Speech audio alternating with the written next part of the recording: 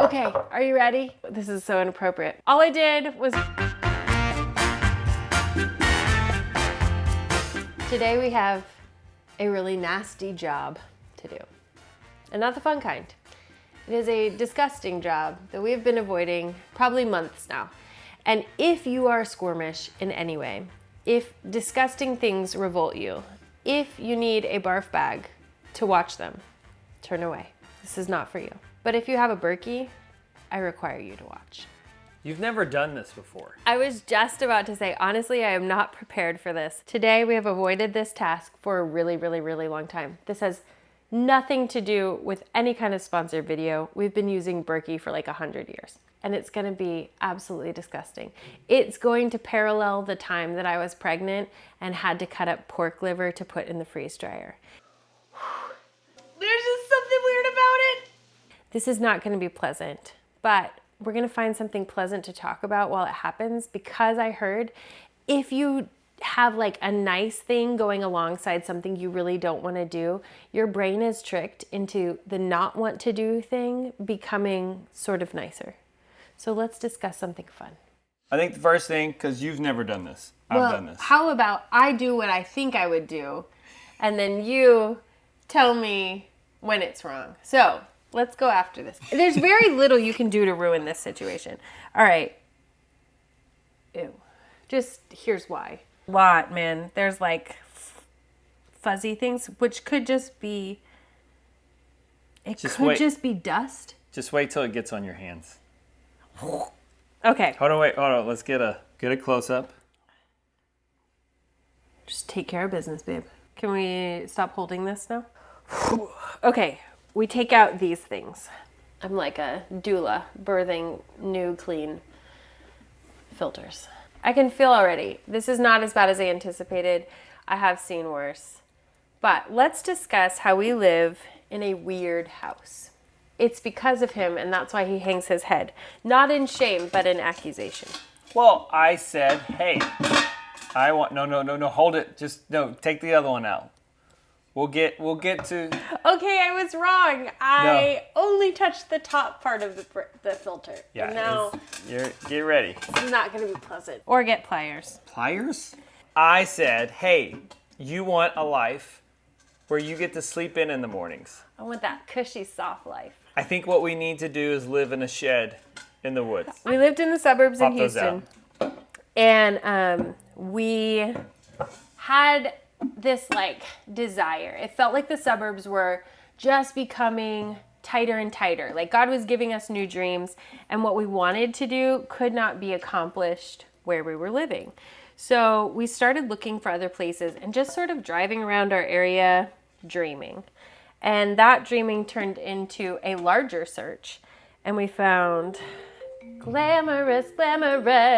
I don't even know what that came from. So when we found our property, it's like north of Houston, kind of east of Austin, and it was central to all our families. But then the question was, what are we doing with this place?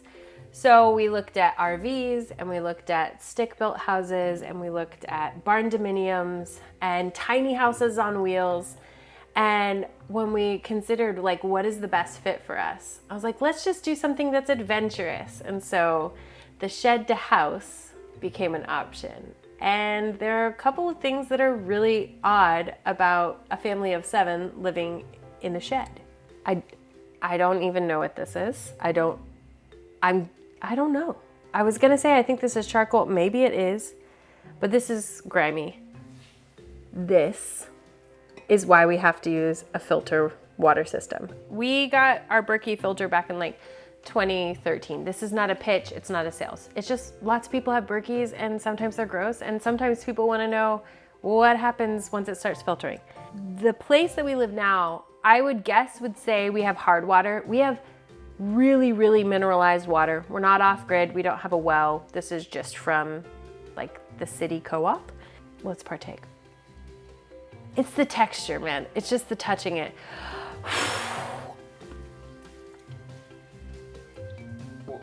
Okay, are you ready? This is so inappropriate. All I did was grab it. I'm gonna have to clean it off. I'm gonna have to scrub it. We're gonna have to make it like new and like run water through it. That's what she said. here's where we are. It looks like a baby diarrhea all over my hands. This is disgusting. That is what we didn't drink. This is what we would be drinking if we didn't have the filter first. So now, do you want to know how to do this? I just want to scrape it all off. Can I just get it off my hands? Yeah, you can. All right, let's just start. Oh, Ew. this is so gross. I mean, I'm glad we're not drinking it, but like this is gonna take a minute to come off my hands. Okay, these little fittings are not that bad. But we'll probably have to rinse them again in a minute. Usually, they say use like a scrub sponge. This is a scrub. Whoa! Okay, but we have done this where it was much grosser. Yes, we have. Like 5 times the grossness. That's why I thought when I grabbed it, it was not so bad. No, it was all the way to the top. But I think these are 2-year-old filters now. We've only replaced them once, and we've had it for like 11 years.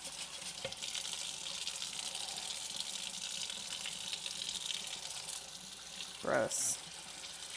I don't even know what the minerals are. Well, Gross. when we first moved here, we would give Finley a bath, Yeah, that's right. and it was like brown water. It really is sometimes. Yeah, it still is. Like just... Our city is old, and it was kind of like a heyday city where there was one company that came in, and the company was a mining company, so it employed so many people, supported the community in massive ways. What? Oh, you're doing the other one? Yep. Ooh. And then when the mining shut down, the community had to move off. Like if you're still of working age, you had to move off and go keep working somewhere else because there were no jobs here. And we realized that that is a story of a lot of small towns when there is one major company that supports the town heavily, then the people are really dependent on it. And when that company goes under or sells or relocates, the community suffers. And I think our community is still trying to heal. That was back in like 2005 maybe. And since then, like we lost a hospital. There are a bunch of things I think that used to be here. And the older people in the community have really, wanted the city to survive, but it also takes a lot of modernization because even since the company left, the world has changed. I mean, all of us have changed in our community since 2020, just the way things were done, but this was even prior to that when we moved out here. A lot has adjusted in this small little place. And one of the good things is the water management has adjusted. So recently our city has overhauled the entire water system, like new pipes and new water mains so that it's better water for the community. So maybe there'll be less of that gunk. But in the meantime, I'm really glad we have a filter. I think it's a good story to tell with someone. Like I have one side of the story. Bo has another perspective on the same side of the story. It's kind of like the Gospels. Like they're all telling the same stories, but they're people. And so they see different things and they view it through their own lens. So it's still the same story. It's still true. And this is our story from 2 different sides of what is unique about our house. So the first thing that is unique is when we moved into this house, we had 4 children. As of today, we have 5 children. Did we anticipate having a 5th child in 800 square feet, in totaling our family at 7 people in 800 square feet? No, we did not. So Kelly says, did we plan? That No, sounds I said, like... did we anticipate? Sure. That sounds like... Georgia was an accident? Or Georgia was just a surprise. She was not. She was not. She was the most planned kid that we ever had. But when we moved here, was I like, we're going to have a 5th baby? Exactly. No. Did he try to convince me To build to the wait and build a new house with more space before we the had a baby? Absolutely. Because one of us is a planner and one of us is not. We were in the city and our house was just feeling like fine, but we had to make a decision. And it's probably a lot of people in the city do this where it's like, it's time. which way do we go in the road? Do we upsize, take on a huge mortgage, but then your house is your investment, and when your house is your investment, you just keep putting money into it and you maintain the yard, especially where we lived. The yard, the amenities like the community pool. Do you put in your own pool? The HOA, yeah. So many costs. Or do we want to stay in our house and just kind of work our way out of that neighborhood with the size of our family and with the energy that our kids had? We just felt like the air was getting thin. There was very little wiggle room, and we had very wiggly people at the time. The shed to house on the property wasn't just going to be a bug out place. It was going to be where we lived. And could we trade the city for a lateral, not a lateral move, but like a huge step forward by gaining all this property? And if we lived in a small footprint, we weren't going to have a very big expense. We've been in ours for 6 years, and we've loved every minute of it. And Yeah. we're probably going to be in it for close to 7 years. We're trying to save as much as we can and make as much money as we can to expand, and we still don't know those facts yet. Do we build onto this one, or do we start from scratch and then we have 3 buildings? Well, I think when we moved here, the thought was, let's try it out. What if we hate homesteading? So this house was a smart... What if we hate this town? Exactly. Yeah. The house was like a smart move because we would never be upside down on a mortgage. We would never put ourselves in a position with this type of house on this type of property in the location that it is, that we couldn't sell it if we hated everything. So the adventure house was born, and that took steps to like, how do we fit 4 children? Our youngest now is 2. When we moved here, our youngest at that point, who's now 7, was also just almost 2. And a lot of the things we're doing are almost like a throwback to how we lived when we had that little toddler and 3 young children. But the young children now are 13, 11, 9, and then the youngest is now 7. So our house is designed in a way that was child-friendly, that was almost like modular. Like we could put things, the house isn't modular, but like building it out. So there were no kitchen counters. We moved in, this whole place was wide open and there was just like flooring stacked. We didn't even have, or it was the ceiling. The ceiling was stacked because we shiplapped it. There was we had to like walk around things. Yeah. We had no oven. Like we were bare bones when we moved in. All the pieces are out. There's one more part that we like actually need to clean, and that's the base and the spigot, which also was kind of gross. I feel like maybe there's a lot of moms in their 40s. I don't know what's special about us, but like not all our mothers were teaching us how to clean the house. So if you get a really fantastic husband, he's gonna keep you company and then be like, hey, why don't you take over the camera and I'll do the rest.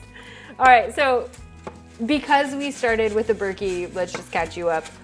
We've got filters out, we've got little fittings out, the top is cleaned out, Bo's doing the base and the spigot. We have one of those little pushy spigots. This should give our Berkey filters life for another. It'll make it, if you have a Berkey and you're still trying to like troubleshoot it, this is going to drastically speed up the filtering. Yeah. It just goes way faster. Yeah, it does. Because it kind of starts to slow down and gets a little cloggy, and that's your unofficial sign to go give it some love, like a little scrubby. It says use a sponge. I don't have a sponge. So use a sponge if you have one. A couple of things that we did that I think are absolutely fantastic and so cool are the girls' loft is here. If you have little girls like mine, they take everything and turn it into like a craft project. So that is an old piece of fabric that they decided was now a curtain. This black line right here is a projector, and this is one of my favorite things about the house. The projector screen is how we do movie nights. We're a big movie family, but I don't like televisions. Mostly I just don't like the look of it. I'm not a super like aesthetic-y person, but I just don't like the look of a big black screen on the wall. And in this small house, You see, like, we basically use every square inch for some kind of like book shelving like that, or we've got more shelving here, and then there's shelving above the other side of the door. We're maximizing all the wall space. There's just no room for anything else. So on this shelf right behind Beau's head is our projector. So that just shoots about 6 to 8 feet onto the projector screen. This is my idea. It's a brilliant idea. I mean, he's full of great ideas. And I don't just say that to be like braggy. Although if I'm gonna brag on something, it's gonna be because I really like Beau's ideas. It's paying off well for me. Let's just say that. But right behind him is this projector. So all the time at movie nights, like every Friday, we make sourdough pizza, we watch movies. Video link below. How do we create a space where we can watch movies? And this was awesome because we can do school, we can do all of our projects in the house. We don't have any space cut off or solely dedicated. Like our kitchen is obviously a kitchen, but we also do school at the kitchen. Our living room is obviously a living room, but it's also the movie space. So I know a lot of people have TVs in their living room. It makes sense, but we play in our living room. We have games in there all the time, and it creates this like multi-purpose space. And I feel like in a shed house or a small house altogether, you really do have to have multifunction like appliances and multifunction spaces. And sometimes your drawers are stacked with things that you've got to remove what's on top to get to what you actually need for that day or that task. So I feel like when we talk about where we live or how we got to the homestead from the city, most people are curious about our house because it's unusual. So there's a loft here. And then while Beau puts those fittings back in, there's also a loft behind me. This is our boys' loft, and down that hallway is our bedroom. So we have a lot of designated spaces. Georgia sleeps with us. She's 2. And do I have a good night's sleep? No, absolutely not. Was it better when she was a baby? Yes, I slept much better when she was a baby because I could get up, nurse her, and get back to bed. But now she is a floppy little toddler, and sometimes her feet are in the middle of my ribs. We've got a little bit of our milking station right there by Beau. We have jars and pails, and those come in and out every day. Dishwasher right by Beau. We basically have everything we had in this house in Katy. We just don't have all this space, but we traded it for 7 acres, and I feel like that space is a total win. So how are we on the Berkey? Almost done. Isn't she wonderful? I love it. She looks great. Let's see if she works. Okay, put some water in it and then lift it up and we'll see the drip drop. Drip, drip, drop, little April showers. Do, do, do, do, do, do, do. We're making a video about filling up water. Oh, that's so much faster. So much faster. All right, taking it back to your home.